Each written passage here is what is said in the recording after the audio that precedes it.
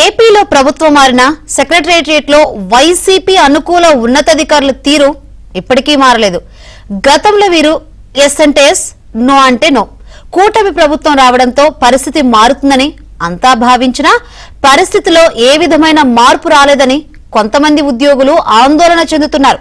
వైసీపీకి అనుకూలంగా ఉన్న అధికారుల తీరుతో తీవ్ర ఇబ్బందులు పడుతున్న ఉద్యోగులు తమ పరిస్థితి ఎవరికి చెప్పుకోవాలో అర్థం కాక సతమతమవుతున్నారు.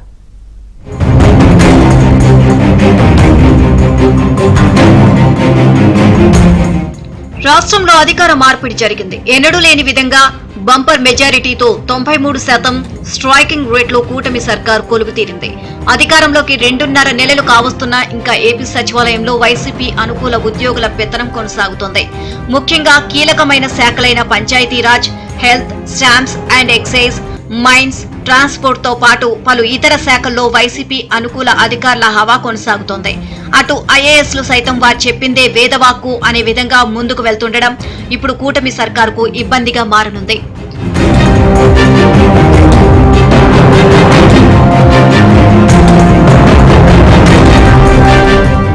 ఆయా శాఖల్లో మిడిల్ లెవెల్ ఆఫీసర్లుగా ఉన్న వీరు వైసీపీకి వీర విధేయులుగా ఉన్నారు.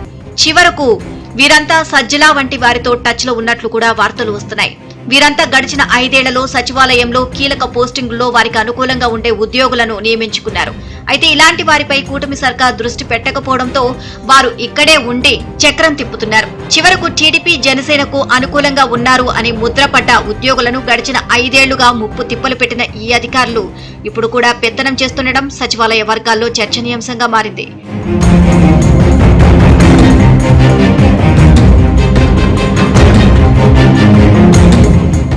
ఇదిలా ఉంటే ఏపీ సచివాలయంలో వైసీపీ అనుకూల వైఖరిని అవలంబించిన ఉద్యోగుల హవా నేటికి కొనసాగుతుండడం పట్ల విస్తృత చర్చ ప్రారంభమైంది. 2019లో వైసీపీ అధికారంలోకి వచ్చిన వెంటనే టీడీపీకి ఎన్నికల సమయంలో మద్దతు ఇచ్చిన ఉద్యోగులను ఏరిపారేశారు. అప్రధాన్య పోస్టుల్లో వారిని ఉంచడంతో పాటు కొందరిపై అభియోగాలు మోపి సస్పెన్షన్ వేటు వేశారు. ఇదే సమయంలో కూటమి ప్రభుత్వం వచ్చాక ఎన్నికల సంఘం సస్పెండ్ చేసిన వైసీపీ అనుకూల ఉద్యోగ సంఘ నాయకుడిగా చెప్పుకునే వెంకట్రామిరెడ్డి సస్పెన్షన్ ఎత్తివేసే ప్రయత్నాలు ప్రారంభించారు. అంటే ఈ ప్రభుత్వంలో కూడా వైసీపీ అనుకూల ఉద్యోగుల హవానే కొనసాగుతుంది అనే వాదన సచివాలయంలో జోరందుకుంది. దీంతో కొందరు ఉద్యోగులు ఇదే అంశాన్ని ప్రస్తావిస్తూ వాట్సాప్ గ్రూపుల్లో తమ ఆవేదనను వ్యక్తం చేస్తున్నారు. ప్రభుత్వం మారినా ఫలితం లేదని వాపోతున్నారు.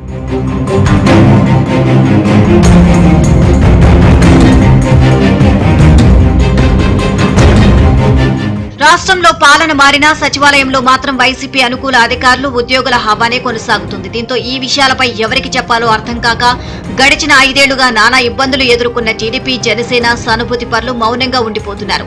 ఇదిలా ఉంటే వీరంతా మౌనంగా ఉండడంతో ఇప్పుడు కూడా తమ పెత్తనమే చెల్లుతుంది అని వైసీపీ అనుకూల ఉద్యోగులు జోకులేస్తుండడంతో టీడీపీ, జనసేన సానుభూతి పరులు మానసిక క్షోభను అనుభవిస్తున్నారు. తమ ఆవేదనను వాట్సాప్ గ్రూపుల్లో సహచర ఉద్యోగులకు తెలియజేస్తుండడం తప్ప చేసేదేమీ లేదు అని వాపోతున్నారు.